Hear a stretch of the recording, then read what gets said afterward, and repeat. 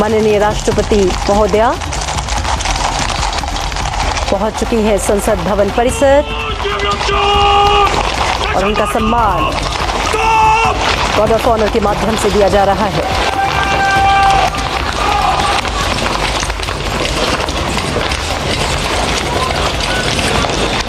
संसद भवन के प्रांगण में राष्ट्रपति का पारंपरिक स्वागत और गार्ड ऑफ ऑनर एक गौरवपूर्ण दृश्य है जो न केवल सांसदों बल्कि पूरे देश के नागरिकों के लिए गर्व का क्षण है। ये तस्वीरें भी अपने आप में बेहद महत्वपूर्ण। इस देश की लोकतांत्रिक प्रक्रिया, इस देश की संवैधानिक व्यवस्था और ये देखिए राष्ट्रपति का स्वागत करने के लिए प्रधानमंत्री नरेंद्र मोदी, उपराष्ट्रपति जगदीप धनखड़ और लोकसभा के अध्यक्ष ओम बिरला हाथ जोड़कर उनका अभिवादन स्वीकार करते हुए।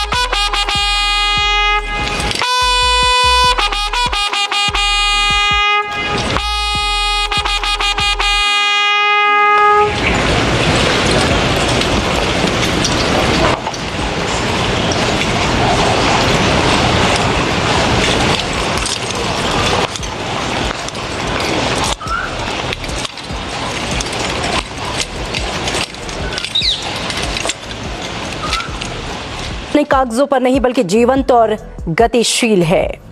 जब संसद में राष्ट्रपति का स्वागत किया जाता है तब वो क्षण देश के गौरव और लोकतांत्रिक मूल्यों को सलाम करता है।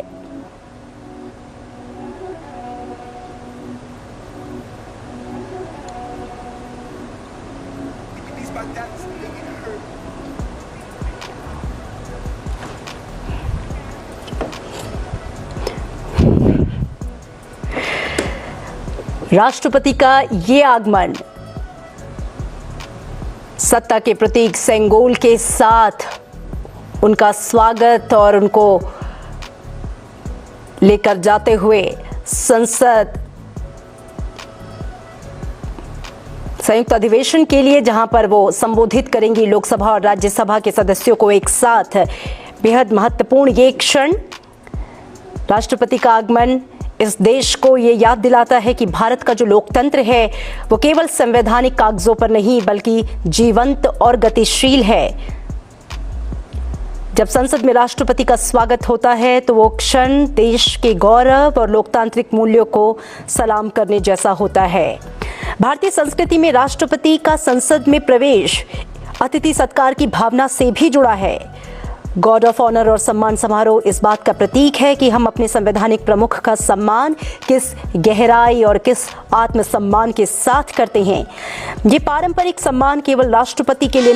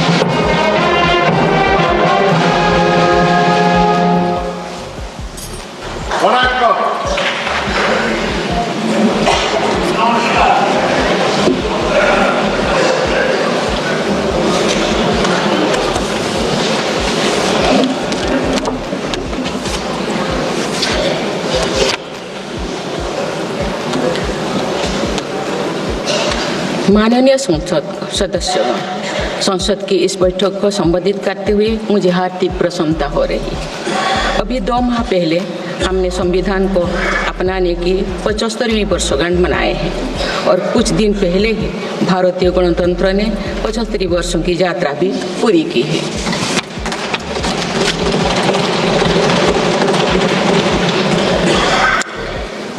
ये अवसर लोकतंत्र की जननी के रूप में भारत के गौरव को नई ऊंचाई देगा। मैं सभी देशवासियों की तरफ से बाबा साहेब आम्बेडकर समेत सभी संविधान निर्माताओं को नमन करती हूँ। माननीय सदस्यगण, इस समय देश में महाकुंभ का ऐतिहासिक पर्व भी चल रहा है। महाकुंभ भारत की सांस्कृतिक परंपरा का, भारत की सामाजिक चेतना का पर्व है।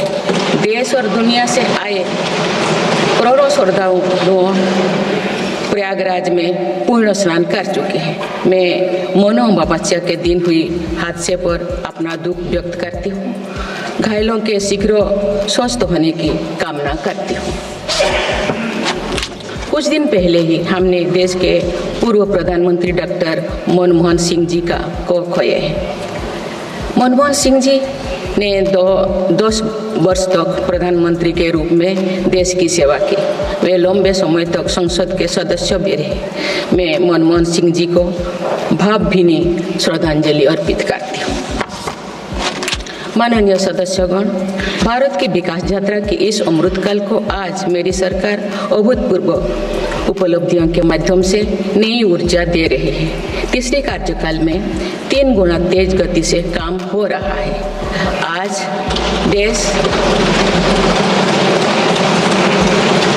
देश बड़े निर्णयों और नीतियों को असाधारण गति से लागू होते देख रहा है और इन निर्णयों में देश की गरीब, मध्यम वर्ग, युवा, महिलाओं, किसानों को सर्वोच्च प्राथमिकता मिलेगी।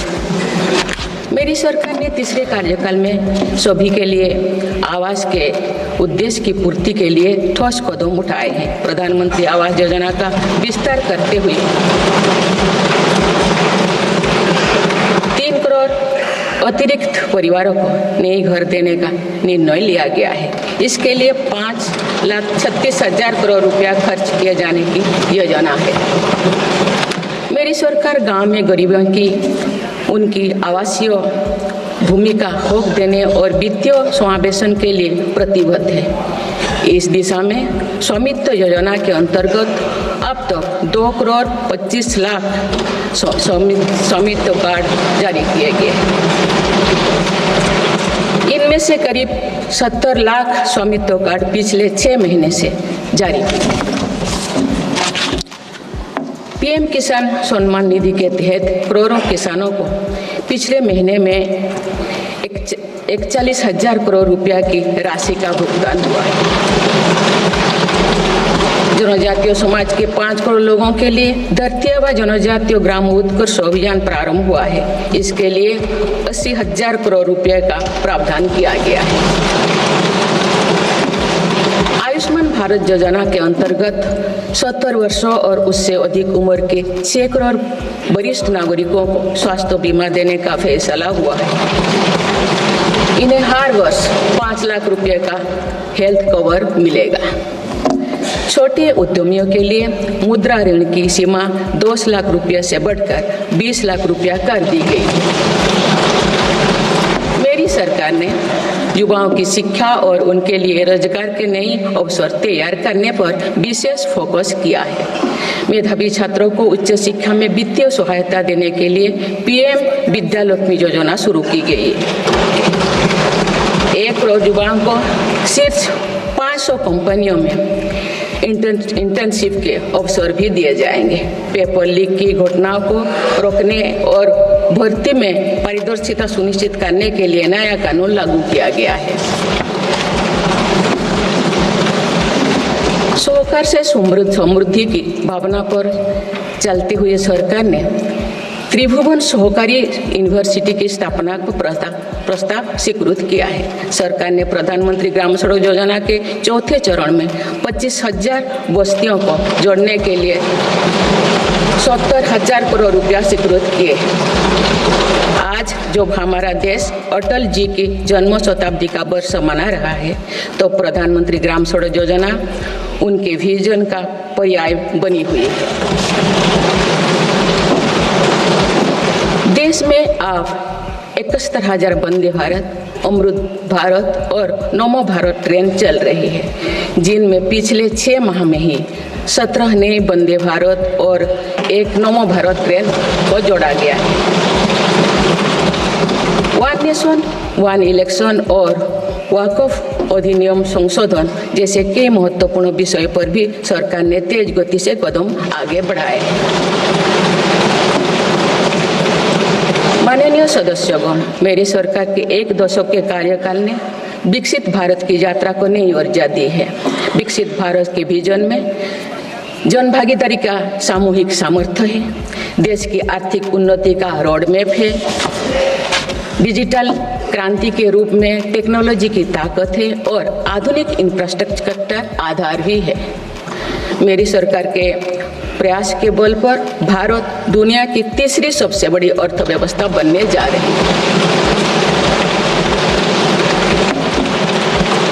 विकसित भारत की उड़ान को हमारे संविधान के आदर्शों का सतत मार्गदर्शन मिलता रहे, इसके लिए सरकार ने सेवा, सुशासन, समृद्धि और स्वाभिमान इन प्रमुख सिद्धांतों को गवर्नेंस के केंद्र में रखा है। सरकार रिफॉर्म, परफॉर्म और ट्रांसफॉर्म के अपने संकल्पों को तेज गति से आगे बढ़ा रही है। मेरी सरकार का मंत्र है सबका साथ, सबका विकास, सबका विश्वास और सबका प्रयास। और इस मंत्रों का एक ही लक्ष्य है, विकसित भारत का निर्माण। माननीय सदस्यगण, जब देश के विकास का लाभ अंतिम पायदान पर खड़े व्यक्ति को भी मिलने लगता है तो भी विकास सार्थक होता है। मेरी अंत्योदय की वह भावना है जिसके प्रति मेरी सरकार संकल्पित रही है। गरीब को गरिमापूर्ण जीवन मिलने से उसमें जो सशक्तिकरण का भाव पैदा होता है और गरीबी से लड़ने में उसकी मदद करता है।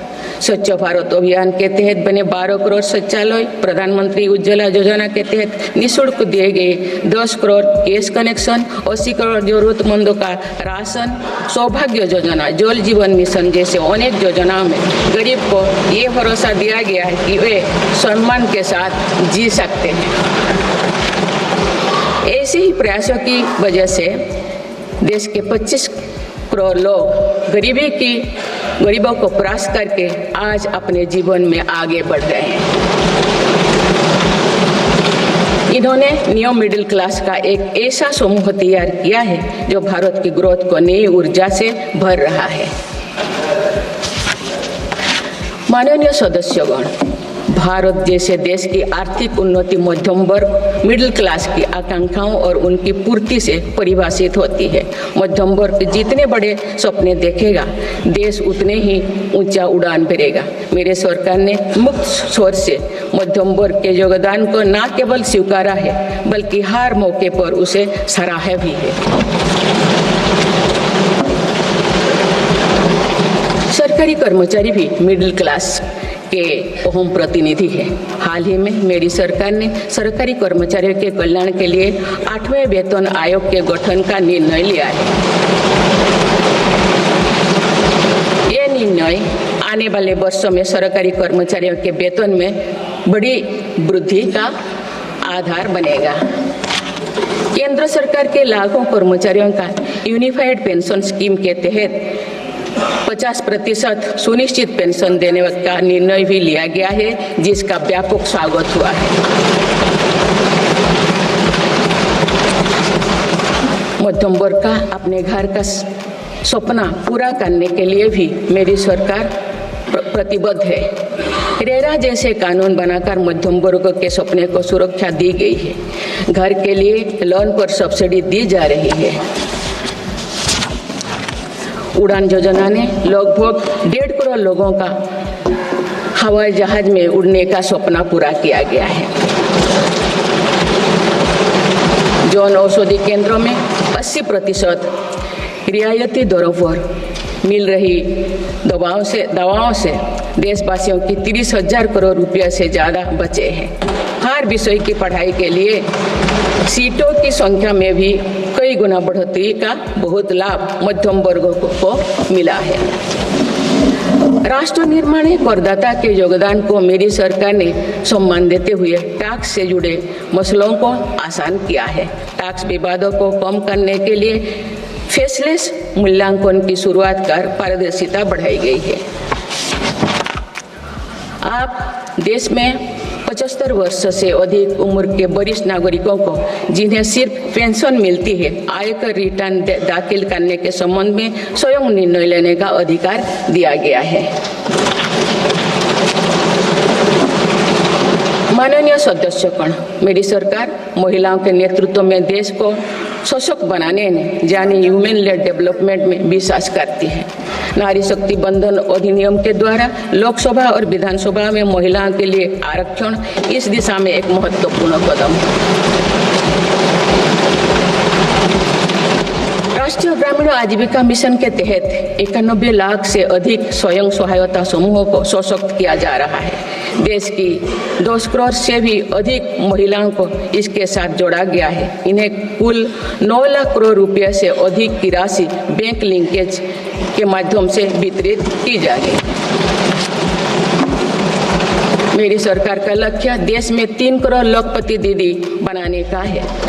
आज 1,15,00,000 से भी अधिक लाखपति दीदी एक गरिमामयी जीवन जी रहे हैं। इनमें से लगभग 50 लाख लाखपति दीदी बीते 6 महीने में बनी हैं। ये महिलाएं एक उद्यमी एक के रूप में अपने परिवार के आय में योगदान दे रहे हैं। इंश्योरेंस फॉर ऑल की भावना के साथ कुछ महीने पूर्व ही बीमा सखी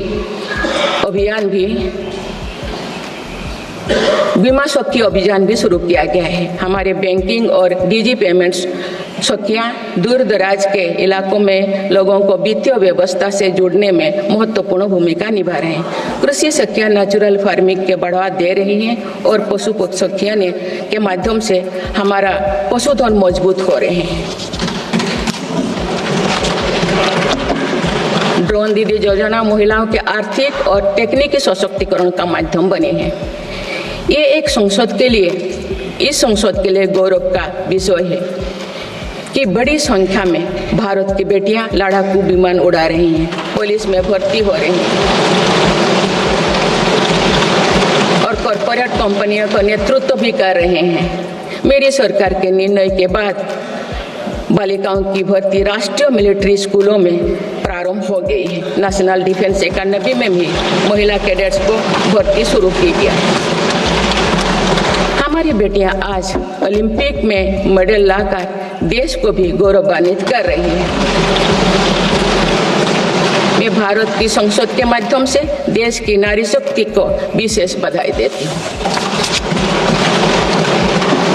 माननीय सदस्यगण, पिछले 1 दशक में देश के हर बड़े प्रयास का दायित्व आगे बढ़कर भारत के युवाओं को उठाना पड़ा है।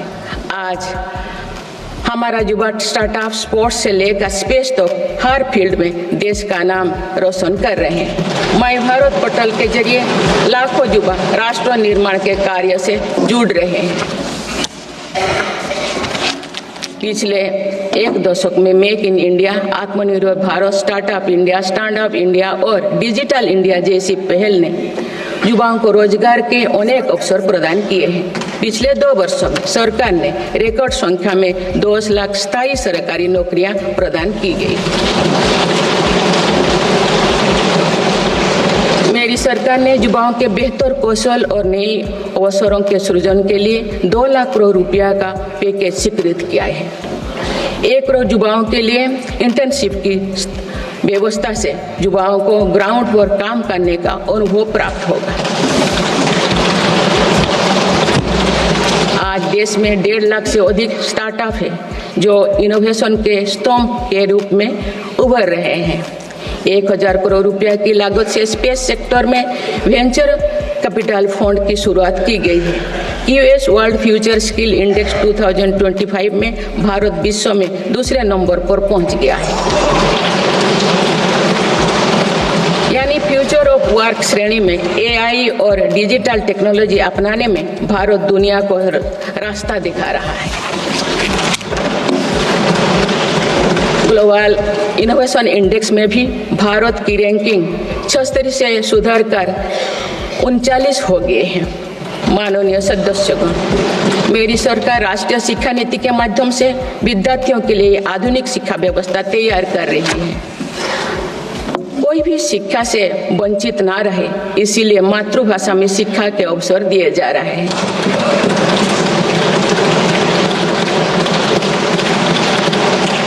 विभिन्न भर्ती परीक्षाएं 13 भारतीय भाषाएं में आयोजित कर भाषा संबंधी बाधाओं को भी दूर किया गया है।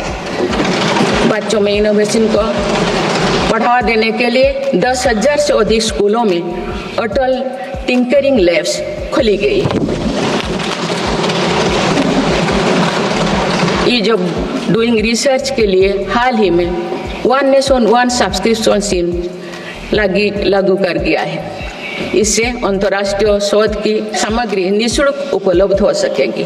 पिछले 1 दशक में उच्च शिक्षण संस्थाओं की संख्या बढ़ी है। इनकी गुणवत्ता में भी व्यापक सुधार हुआ है।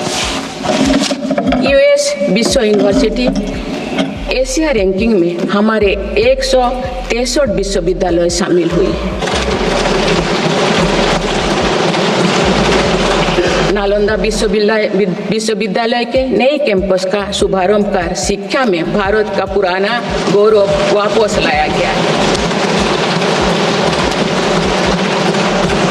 वो दिन भी दूर नहीं जो भारत में निर्मित गगनयान में एक भारतीय नागरिक अंतरिक्ष में जाएगा।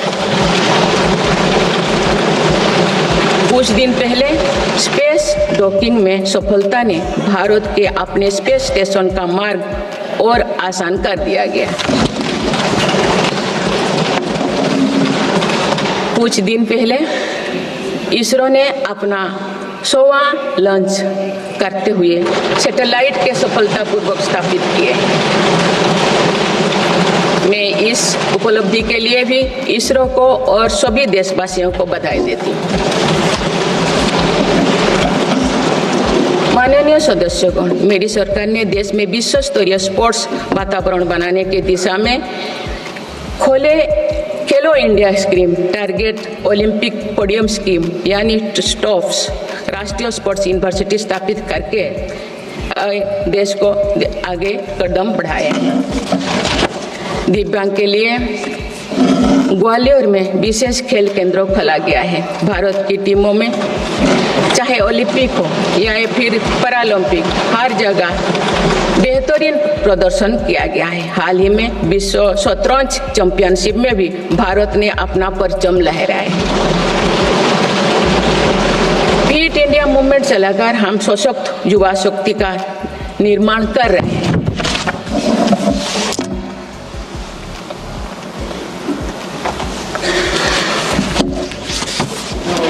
माननीय सदस्यगण, विकसित भारत के निर्माण में किसान, जवान और विज्ञान के साथ ही अनुसंधान का बहुत बड़ा महत्व है। हमारा लक्ष्य भारत को ग्लोबल इनोवेशन पावर हाउस बनाना है।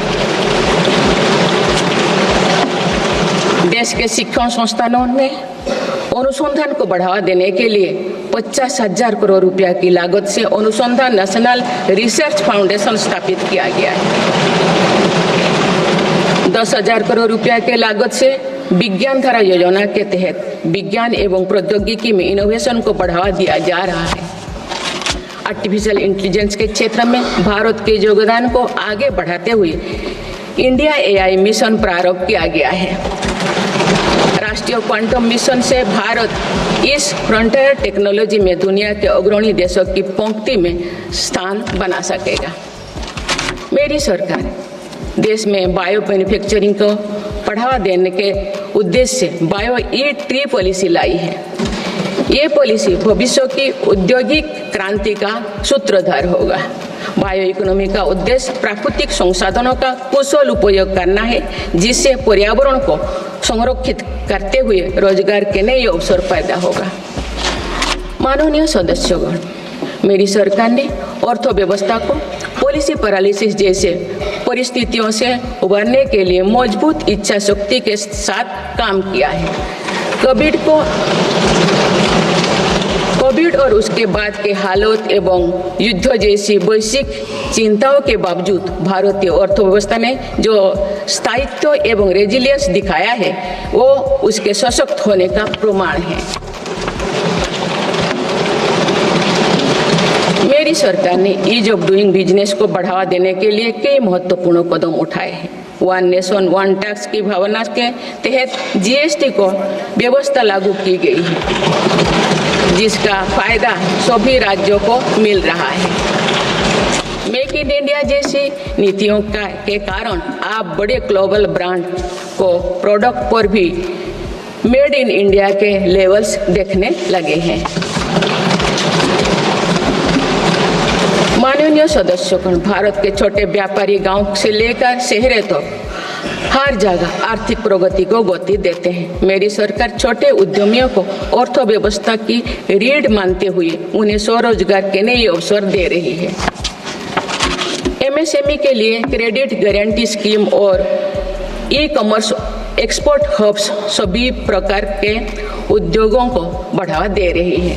तीसरी कार्यकाल में मेरी सरकार द्वारा मुद्रा ऋण की सीमा को 10 लाख रुपया से बढ़ाकर 20 लाख रुपया करने का लाभ करोड़ों छोटे उद्यमियों को हुआ। मेरी सरकार ने क्रेडिट एक्सेस को आसान बनाया है।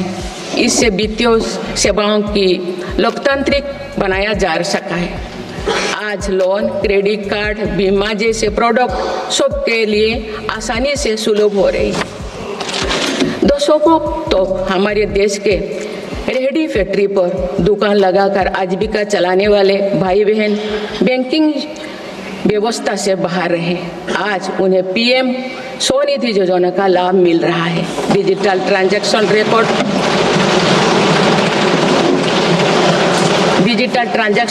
रिकॉर्ड के आधार पर उनको बिजनेस बढ़ाने के लिए और लोन मिलता है। ओएनडीसी की व्यवस्था ने डिजिटल कॉमर्स यानी ऑनलाइन शॉपिंग की व्यवस्था को समावेशी बनाया है। आज देश में छोटे बिजनेस को भी आगे बढ़ाने का समान अवसर मिल रहा है। माननीय सदस्यगण, मेरी सरकार ने 10 वर्षों में प्रगति के जो नए अध्याय लिखे हैं, उनमें से एक स्वर्णिम सोपान भारत को डिजिटल क्रांति का भी है। आज भारत टेक्नोलॉजी के फील्ड में एक प्रमुख ग्लोबल प्लेयर के रूप में अपनी उपस्थिति दर्ज करवा रहा है। दुनिया के बड़े देशों के साथ ही भारत में 5G सर्विसेज की शुरुआत इसका एक बड़ा उदाहरण है। भारत की यूपीआई टेक्नोलॉजी की सफलता से दुनिया के कई विकसित देश भी प्रभावित हैं। आज 50% से ज़्यादा real time digital transaction Bharat में हो रहा है। मेरी सरकार ने डिजिटल टेक्नोलॉजी को सामाजिक न्याय और समानता के एक टूल के तौर पर इस्तेमाल किया है। डिजिटल पेमेंट कुछ लोगों या कुछ वर्गों तक सीमित नहीं है। भारत में छोटे से छोटा दुकानदार भी इस सुविधा का लाभ उठा रहे हैं। गांव में भी बैंकिंग सेवाएं और यूपीआई जैसे वर्ल्ड क्लास टेक्नोलॉजी उपलब्ध है। भारत में पिछले 10 साल में बने 5 लाख से ज़्यादा कॉमन सर्विस सेंटर्स सरकार की दर्जनों सुविधाएं ऑनलाइन उपलब्ध कराई जा रही हैं। मेरी सरकार ने लोगों के जीवन पर सरकार का प्रभाव कम करने के लिए ई गवर्नेंस को महत्व दिया है। डिजी लॉकर्स की व्यवस्था ने लोगों को कभी भी कहीं भी अपने महत्वपूर्ण डॉक्यूमेंट्स पाने और दिखाने की सुविधा दी गई। तेजी से डिजिटाइज होते हमारे समाज में आज राष्ट्रीय सुरक्षा से जुड़ा एक और महत्वपूर्ण विषय साइबर सिक्योरिटी है। डिजिटल फ्रॉड, साइबर क्राइम और डीप फेक जैसे टेक्नोलॉजी सामाजिक, आर्थिक और राष्ट्रीय सुरक्षा के लिए चुनौती भी बनी है। इन साइबर क्राइम को नियंत्रित करने के लिए कई कदम उठाए गए हैं। साइबर सुरक्षा के क्षेत्र में भी युवाओं के लिए रोजगार की संभावनाएं हैं। मेरी सरकार साइबर सिक्योरिटी में दक्षता सुनिश्चित करने दिशा में निरंतर कार्यरत है। इसके फलस्वरूप भारत ने ग्लोबल साइबर सिक्योरिटी इंडेक्स में Tier 1 स्टेटस प्राप्त कर लिया है।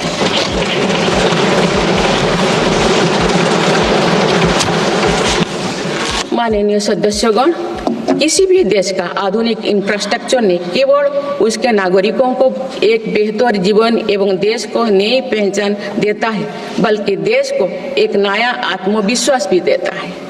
बीते दशक में भारत ने वर्ल्ड क्लास इंफ्रास्ट्रक्चर निर्माण के कई माइलस्टोन तय किए हैं। इस आधुनिक इंफ्रास्ट्रक्चर से दुनिया में भारत की छवि मजबूत हुई है। इन्वेस्टर्स का भारत के प्रति भरोसा बढ़ा है, उपयोग को बल मिला है और नए रोजगार का निर्माण हो रहा है। मेरी सरकार देश के हर हिस्से को हाईवे, एक्सप्रेसवे से कनेक्ट करने के लिए मिशन मोड में काम कर रही है। पीएम गति शक्ति नेशनल मास्टर प्लान के द्वारा परियोजना को पूरा करने की गति तेज हुई है। 2 साल पहले बुनियादी ढांचे का बजट लगभग 2 लाख करोड़ रुपया था, जो पिछले बजट में बढ़कर 11 लाख करोड़ रुपया से अधिक हो गया।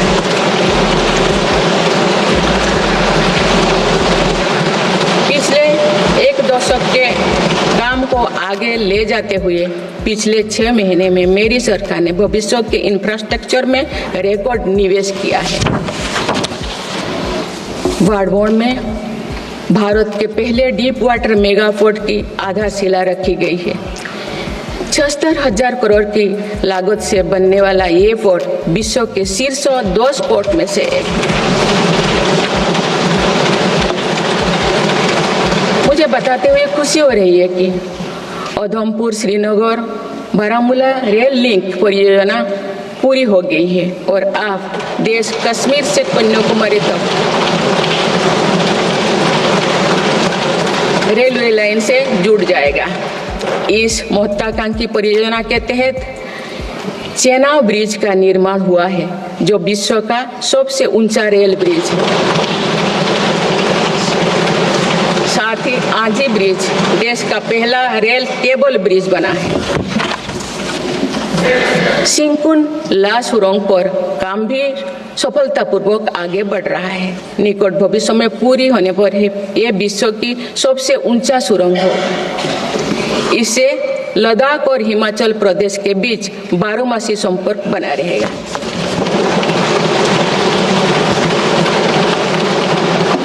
भारत का एविएशन सेक्टर तेजी से विकास कर रहा है। देश की एयरलाइन कंपनियों ने 1700 से अधिक नए विमानों के ऑर्डर दिए हैं। इतनी बड़ी संख्या में आने वाले विमानों के परिचालन के लिए हम एयरपोर्ट्स का विस्तार कर रहे हैं। पिछले एक दशक में देश के एयरपोर्ट्स की संख्या 2 गुनी हो गई है।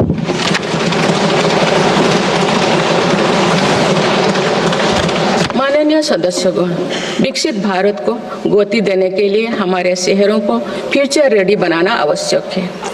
इस दिशा में मेरी सरकार ने शहरी सुविधाओं का आधुनिकीकरण कर उन्हें एनर्जी एफिशिएंट बनाने पर जोर दिया है। साथ ही नई शहर के विकास के भी नींव रखी जा रही है। मेरी सरकार ने लगभग 28,000 करोड़ रुपया के निवेश से देश भर में 12 इंडस्ट्रियल नोड और शहरों के पास 100 औद्योगिक पार्क बनाने का भी निर्णय लिया है।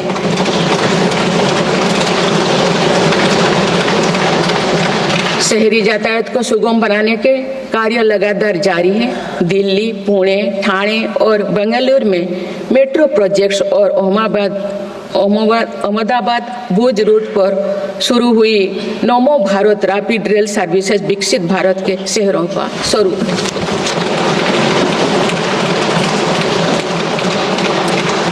कुछ सप्ताह पूर्व ही दिल्ली में रिठारा नरेला कुंडली कॉरिडोर का काम शुरू हुआ है, जो दिल्ली मेट्रो नेटवर्क के बड़े सेक्शन में से एक होगा। मेरी सरकार के निरंतर प्रयास से दिल्ली में मेट्रो टूर लगातार बढ़ रहा है। 2014 में दिल्ली एनसीआर में मेट्रो का कुल नेटवर्क 200 किलोमीटर से भी कम था। अब ये बढ़कर दुगुना से भी ज्यादा हो गया है।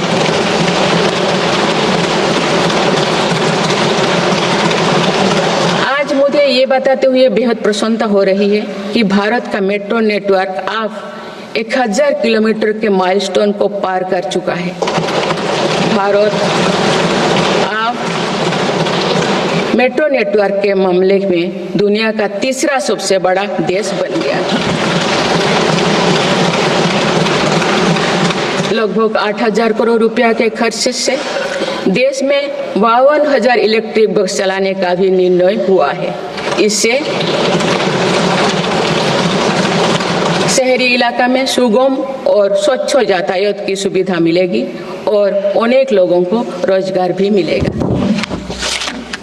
आसान कनेक्टिविटी और अर्बन टूरिज्म को बढ़ावा देने के लिए देश में 15 रोपवे प्रोजेक्ट्स की योजना पर भी काम हो रहा है। माननीय सदस्यगण, मेरी सरकार बहुआयामी एवं समरस सर्वस्पर्शी विकास की नीतियों पर काम करती आई है। इसीलिए मेरी सरकार ने जितना बल फिजिकल इंफ्रास्ट्रक्चर पर दिया है, उतने ही सौगन प्रयास सोशल इंफ्रास्ट्रक्चर क्रांति के लिए भी किए हैं। समाज के हर वर्ग तक सस्ती, सुलभ और गुणवत्तापूर्ण स्वास्थ्य सेवाएं पहुंचे, ये मेरी सरकार की प्राथमिकता है। अस्पताल, इलाज और सेवा की व्यवस्था के कारण एक सामान्य परिवार में स्वास्थ्य पर होने वाला खर्च निरंतर कम हो रहा है। देश में नागरिकों तक बेहतर स्वास्थ्य सेवाएं पहुंचाने के लिए 1,75,000 आयुष्मान आरोग्य मंदिर बने हैं।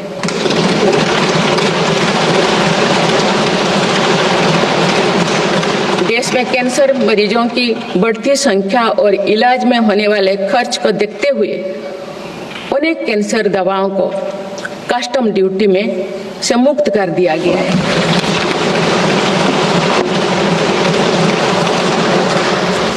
सर्वाइकल कैंसर के लिए अब तक लगभग 9 करोड़ महिलाओं की स्क्रीनिंग की जा चुकी है। मेरी सरकार के प्रयास से दिमागी बुखार से लड़ने में देश को काफी सफलता मिली है। इससे होने वाले मृत्यु दर अब घटकर 6% रह गए। राष्ट्रीय टीबी उन्मूलन कार्यक्रम के अंतर्गत टीबी के मरीजों की संख्या भी घटी है। मेरी सभी देशवासियों और माननीय सांसदों से आग्रह है कि हम सब मिलकर टीबी मुक्त भारत के अभियान को सफल बनाने में अपना योगदान दें। भारत में मातृ मृत्यु दर और शिशु मृत्यु दर में भी व्यापक सुधार हुआ है। गर्भवती महिलाओं और बच्चों के टीकाकरण कार्यक्रम की सही ट्रैकिंग खनन रखने के लिए यूइन पोर्टल लॉन्च किया गया है। इस पोर्टल पर अब तक लगभग 30 करोड़ वैक्सीन खुराक दर्ज हो चुका है।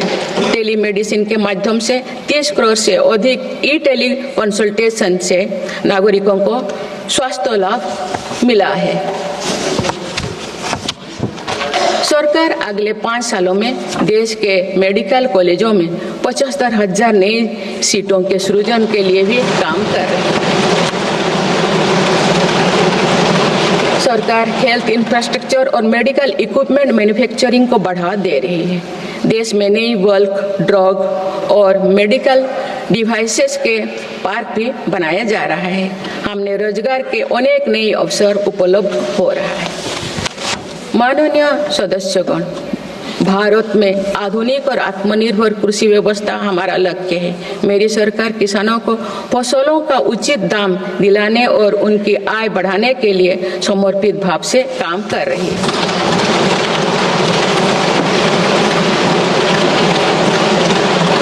वर्ष 2023-24 में रिकॉर्ड 332 मिलियन टन अनाज उत्पादन हुआ है और आज भारत विश्व का सबसे बड़ा दूध, दाल और मसालों का उत्पादक है। सरकार ने खरीफ और रबी फसलों के एमएसपी में निरंतर बढ़ोतरी की है। पिछले 10 दशक में धान, गेहूं, दलहन, तिलहन और मोटे अनाज की खरीद पर 3 गुना ज्यादा राशि खर्च की गई है। पिछले 6 महीने में फसलों की जलवायु अनुकूल, बायो फोर्टिफाइड और अच्छी उपज देने वाले 109 उन्नत प्रजातियां किसानों को सौंपी गई है। देश में कृषि इंफ्रास्ट्रक्चर को सुदृढ़ करने के लिए सरकार ने कृषि इंफ्रास्ट्रक्चर फंड योजना के दायरे का विस्तार किया है। इससे ग्रामीण क्षेत्र में रोजगार को और बढ़ावा मिलेगा। देश में तिलहन उत्पादन को बढ़ावा देने और खाद्य तेलों में आत्मनिर्भरता प्राप्त करने के उद्देश्य से national mission on oil seeds को स्वीकृति दी गई है। प्राकृतिक खेती को बढ़ावा देने के लिए भी राष्ट्रीय मिशन चलाया जा रहा है। इस वर्ष की शुरुआत में ही किसानों को सस्ती दरों में डीएपी की उपलब्धता सुनिश्चित करने के लिए विशेष पैकेज की अवधि की बढ़ाया गया है। मत्स्य पालन को बढ़ावा देने के लिए 11 एकीकृत एक्वा पार्क की स्थापना की गई है। माननीय सदस्यगण, कुछ सप्ताह पूर्व ही भारत मौसम विज्ञान विभाग के 150 साल पूरी हुई है। वेदर रेडी और क्लाइमेट स्मार्ट भारत के लिए मेरी सरकार ने 2000 करोड़ रुपए की लागत से मिशन मौसम प्रारंभ किया है, जिसका लाभ हमारे किसानों को भी मिलेगा। बाबा साहेब आम्बेडकर के विजन पर चलते हुए देश के सूखाग्रस्त इलाकों में सिंचाई और पीने के पानी उपलब्ध कराने के लिए मेरी सरकार ने 2 ऐतिहासिक रिवर इंटरलिंकिंग परियोजनाओं पर काम आगे बढ़ाया है। 40,000 करोड़ रुपये से अधिक लागत की किन बेतवा लिंक परियोजना में मध्य प्रदेश और उत्तर प्रदेश के लाखों ग्रामीणों भाई बहन का लाभ मिलेगा। संशोधित पार्वती कालीमेघी चंबल लिंक परियोजना में राजस्थान और मध्य प्रदेश में सिंचाई और पीने के पानी की आवश्यकता की पूर्ति। पोलावरम सिंचाई परियोजना को पूरा करने के लिए 12,000 करोड़ रुपया की अतिरिक्त राशि भी स्वीकृत की गई है। माननीय सदस्यगण, हमारे 8 लाख सहकारी संस्थाएं एवं उनके 19 करोड़ हितधारक सदस्य ग्रामीण भारत के करीब 90% क्षेत्र का प्रतिनिधित्व करते हैं। बीते वर्षों में शहरी क्षेत्रों में भी सहकारी संस्थाओं का विस्तार हुआ है। सहकारी सेक्टर के आर्थिक सशक्तिकरण के लिए उठाए गए विभिन्न कदमों के फलस्वरूप रोजगार के अनेक अवसर सृजित हो गए हैं। वर्ष 2025 को अंतर्राष्ट्रीय सहकारिता वर्ष के रूप में मनाया जा रहा है, जिसमें भारत अपना महत्वपूर्ण योगदान देगा।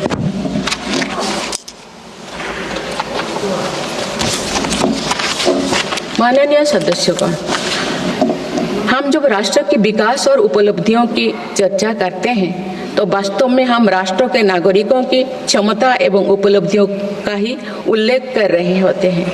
आज देश के विकास में सबका साथ है, इसीलिए हम देश के सही सामर्थ्यों का अनुभव कर पा रहे हैं। मेरी सरकार के प्रयासों का सबसे अधिक लाभ देश के दलित, वंचित और आदिवासी समाज को मिल रहा है।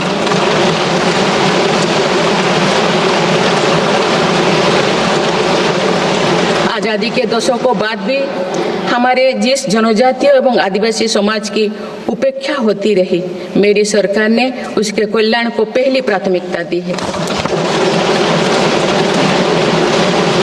धरती आबा जनजातीय ग्राम उत्कर्ष अभियान और PM जनमन योजना इसका प्रत्यक्ष उदाहरण है। देश भर में स्थापित 470 से अधिक एकलव्य मॉडल आवासीय विद्यालय के माध्यम से लगभग 1.25 लाख आदिवासी बच्चों को स्कूली शिक्षा दी जा रही है। पिछले 10 वर्ष में आदिवासी बहुल इलाकों में 30 नए मेडिकल कॉलेज खोले गए हैं।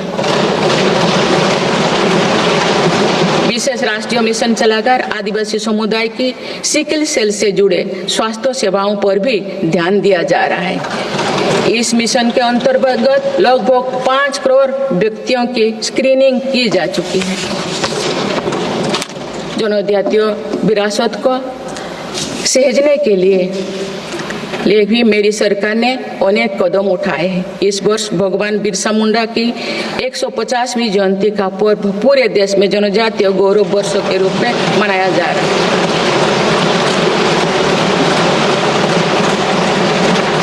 माननीय सदस्यगण, विकसित भारत की एक महत्वपूर्ण कसौटी देश का संतुलित विकास है।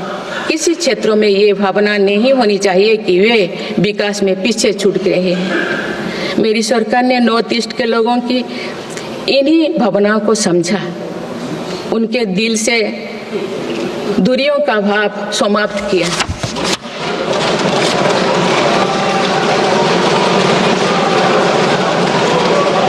से अधिक शांति समझौते को कर सरकार ने अनेक गुटों को शांति के मार्ग से जोड़ने का काम किया है। पूरा देश नॉर्थ ईस्ट के 8 राज्यों की संभावनाओं को देख सके, इस दिशा में पहले अष्टलक्ष्मी महोत्सव का आयोजन किया गया है।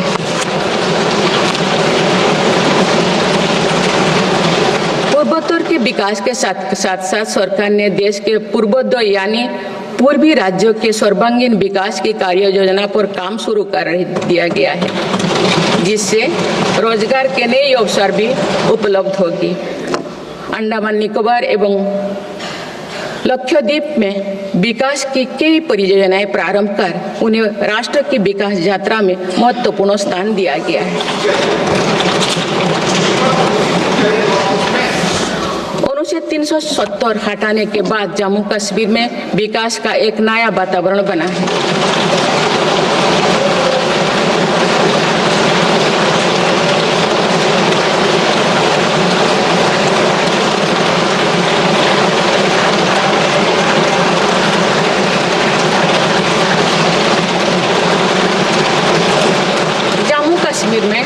लोकसभा चुनाव एवं विधानसभा चुनाव अत्यंत शांतिपूर्ण माहौल में संपन्न हुए। जम्मू कश्मीर के लोग इसके लिए बधाई के पात्र हैं। माननीय सदस्यगण, राष्ट्र या समाज की सफलता समावेशी एवं सर्वस्पर्शी तभी होती है जब वो सिद्धांतों से प्रेरित हो। इसलिए मेरी सरकार ने उन मौलिक सिद्धांतों को हमेशा अपने कार्यनीति के केंद्र में रखा, जिनका निर्देश हमारे संविधान ने दिया है। संविधान के आलोक में मेरी सरकार की प्रमुख सैद्धांतिक प्रेरणा है सेवा।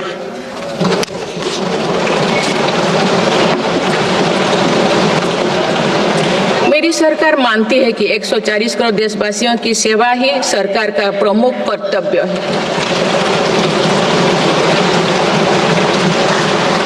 इस दिशा में सरकार पूरी संवेदनशीलता से काम कर रही है। समाज के पिछड़े वर्ग और सफाई कर्मचारियों को आसान लोन मुहैया कराने के लिए पीएम सूरज योजना का विस्तार किया गया है। सरकारी योजनाओं का लाभ दिव्यांगजनों तक पहुंचाने के लिए 1 करोड़ से अधिक दिव्यांग पहचान पत्र जारी किए गए हैं। स्वच्छता सैनिकों के लिए चलाई जा रही नमस्ते योजना का विस्तार कर अब स्वच्छता का बीड़ा उठाने वाले भाई बहनों को भी इसमें शामिल किया गया है। विकसित भारत की यात्रा में कोई भी छूटने ना पाए, इस ध्येय के अनुरूप मेरी सरकार सैचुरेशन अप्रोच के साथ काम कर रही है। माननीय सदस्यगण, बीता दशक भारत की सांस्कृतिक चेतना के पुनः जागरण का दशक रहा है।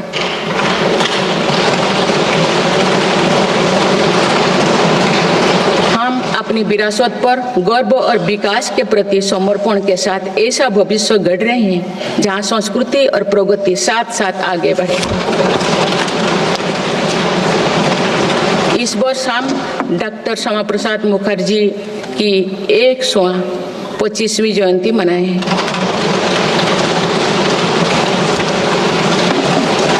उन्होंने कहा था कि सच्चा राष्ट्रवाद केवल भारत की भौतिक एकता नहीं, बल्कि उनकी सांस्कृतिक एकता को मजबूत करने में है। इसी कड़ी में भगवान महावीर का 2550वें निर्माण महोत्सव श्रद्धापूर्वक मनाया गया है। देश ने उत्साह से संत मीराबाई की 525वीं जयंती भी मनाई। महाकवि संत तरुवल्लभ की स्मृति में कई देशों में सांस्कृतिक केंद्र स्थापित किए जा रहे हैं। मेरी सरकार काशी तमिल संगमम, काशी तेलुगु संगमम, सौराष्ट्र तमिल संगमम जैसे सांस्कृतिक आयोजन करके देश की एकता को बढ़ावा दे रहे हैं। माननीय सदस्यगण, हमारी पांडुलिपियां यहाँ हमारी धरोहर है। इनमें विशाल ज्ञान समाहित है, जिसका मानव जाति के लाभ के लिए अध्ययन, शोध और उपयोग करने की आवश्यकता है। उन्होंने प्रौद्योगिकी का उपयोग करके पांडुलिपियों के डिजिटाइजेशन और संरक्षण का कार्य मिशन मोड पर प्रारंभ किया जा रहा है। देश की विरासत का एक महत्वपूर्ण स्तंभ हमारी समृद्ध भाषा संस्कृति है। मुझे खुशी है कि सरकार ने आसामी, मराठी, पाली, प्राकृत और बांग्ला भाषाओं को क्लासिकल लैंग्वेज का दर्जा दिया है। भारत की सभी भाषाओं में सरलता से संवाद के लिए AI की सहायता से भाषिणी प्लेटफॉर्म का देशवासी व्यापक उपयोग कर रहे हैं। माननीय सदस्यगण, मेरी सरकार के प्रयासों से आज विश्व के सांस्कृतिक मंच पर भारत ने ग्लोबल लीडर की पहचान बनाई है।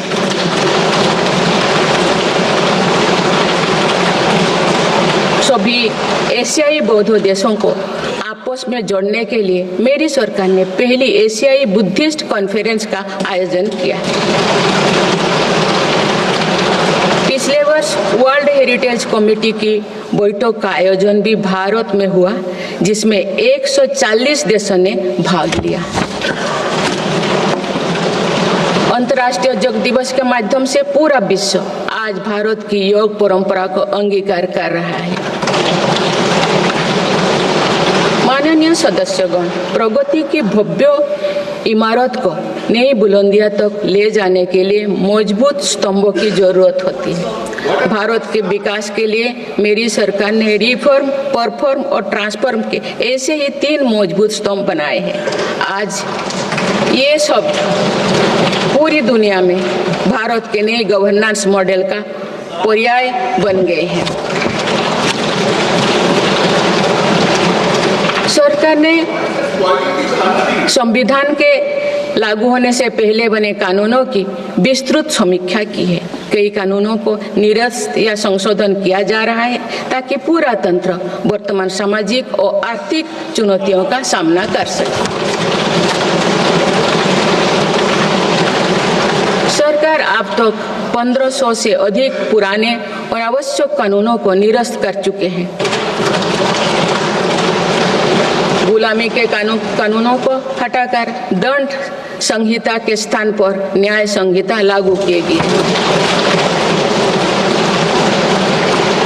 जन विश्वास और जन भागीदारी के साथ मेरी सरकार जनता का जीवन सुगम बनाने पर कार्य कर रही है। विवादों को निपटाने के लिए विवाद से विश्वास की पहल की गई है। इसी भावना के साथ सरकार ने 40,000 से अधिक नियमों का कम या सरल किया है और 3500 प्रावधानों को अपराध मुक्त किया है।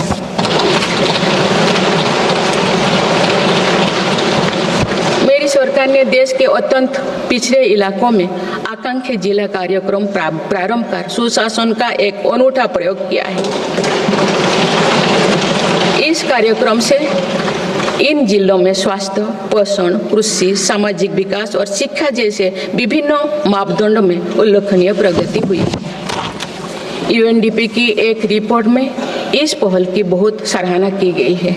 इस सफलता से प्रेरित होकर अब देश के 500 आकांक्षा ब्लॉक में भी समग्र विकास हेतु अभियान प्रारंभ किया गया है।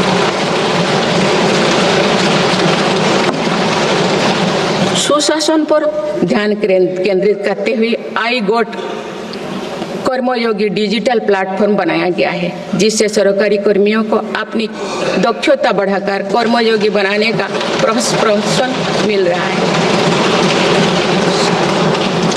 इस प्लेटफॉर्म पर 1700 पाठ्यक्रमों उपलब्ध है और अब तो 2 करोड़ से अधिक प्रशिक्षण पूर्ण किए गए हैं। माननीय सदस्यगण, इस वर्ष देश सरदार वल्लभ भाई पटेल की 150वीं जयंती मना रहे हैं। उनकी प्रेरणा से मेरी सरकार राष्ट्र प्रथम की भावना को लेकर आगे बढ़ रही है। देश की सीमाओं की रक्षा और आंतरिक सुरक्षा सुनिश्चित करने के लिए सरकार ने ऐतिहासिक कार्य किए हैं। विशेषकर रक्षा क्षेत्र में आत्मनिर्भरता में हमें बहुत उत्साहजनक परिणाम मिले हैं। हम मेक इन इंडिया से मेक फॉर द वर्ल्ड की ओर बढ़े हैं।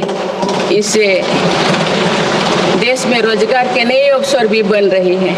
कुछ दिन पहले एक ऐतिहासिक पल में देश में बने 2 युद्धपोतों और 1 पनडुब्बी को भारतीय नौसेना में कमीशन किया गया है। देश में डिफेंस इंडस्ट्रियल कॉरिडोर की स्थापना और डिफेंस स्टार्टअप्स को प्रोत्साहन देकर हम आत्मनिर्भरता का और स्वरोजगार को मजबूती दे रहे हैं। सीमाओं की रक्षा के साथ साथ देश के सीमावर्ती क्षेत्र का विकास भी हमारी रणनीति का अहम हिस्सा है। सीमा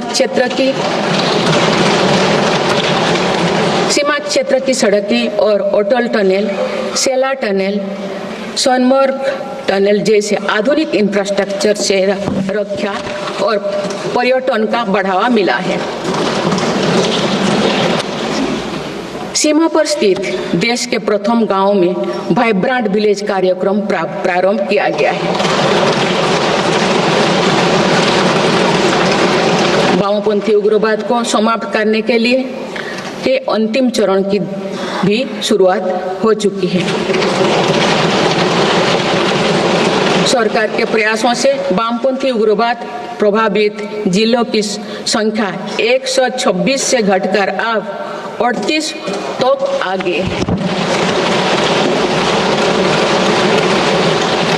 माननीय सदस्यगण, वैश्विक अस्थिरता के वातावरण में भारत आर्थिक, सामाजिक और राजनैतिक स्थिरता का स्तंभ बनकर विश्व के सामने आदर्श प्रस्तुत कर रहा है। चाहे G7 समिट हो या क्वाड, ब्रिक्स, एससीओ हो या G20, भारत के सामर्थ्य, नीति और नियत पर पूरे विश्व ने भरोसा जताया है।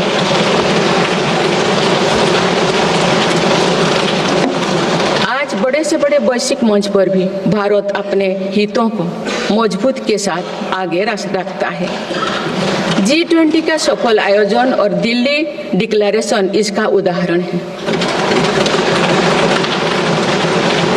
तीसरी global south summit, Bharat Asian summit और भारत करिकम समिट में हमने ग्लोबल साउथ से जुड़े विषयों को अभिव्यक्ति दी। हमने समिट ऑफ द फ्यूचर में भारत का विजन ऑफ फ्यूचर रखा है। इसी माह में मेरी सरकार द्वारा भुवनेश्वर में प्रवासी भारतीय दिवस का आयोजन किया गया।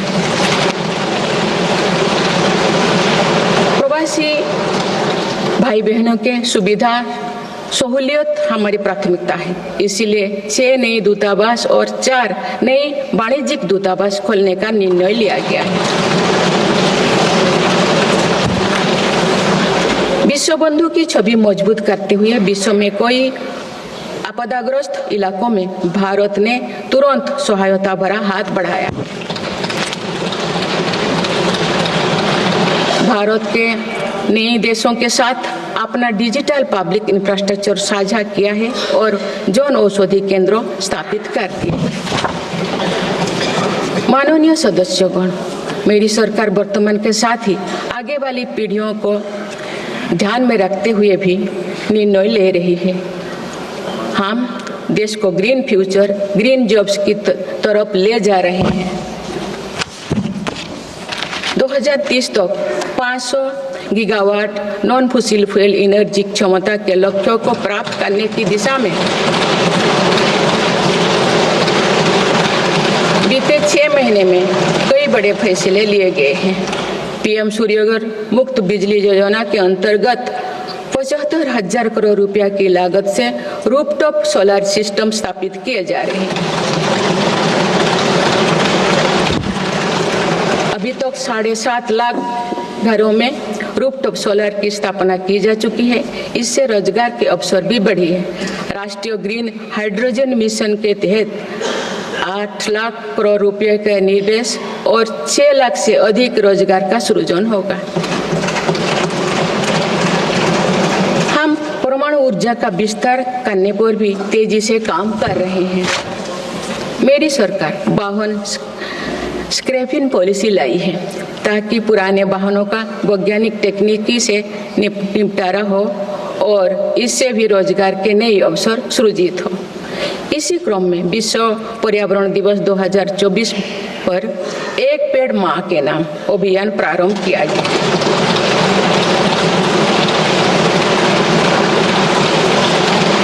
इस पहल में करोड़ों देशवासियों ने बढ़ चढ़कर हिस्सा लिया है। इस अभियान की पूरी विश्व में सराहना की गई है। माननीय सदस्यगण, हमारे भारत 140 करोड़ आबादी वाला देश है। हमारे यहाँ भिन्न भिन्न राज्य, भिन्न भिन्न क्षेत्र, भिन्न भिन्न भाषाएं हैं, परंतु एक राष्ट्र के रूप में हमारी एक ही पहचान है, वो है भारत।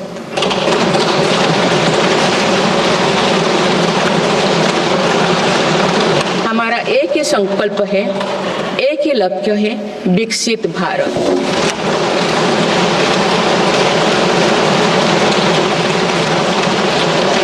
आने वाले वर्षों में देश को विकसित राष्ट्र बनाने के लिए हम सभी दृढ़ संकल्पित ले।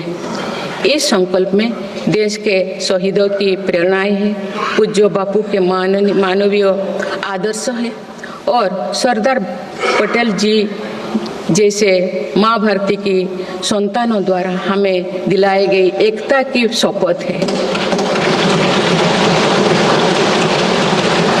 हमें इन प्रेरणाओं को आगे रखते हुए एकता के इस सामर्थ्य से विकसित भारत के संकल्प को पूर्ण करना है।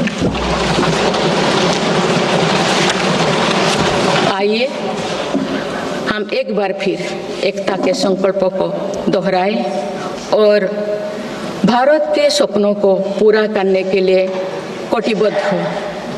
जब हम साथ मिलकर बढ़ेंगे तो हमारी भावी पीढ़ियां 2047 में अवश्य विकसित, सशक्त, समर्थ और समृद्ध भारत देखेंगी।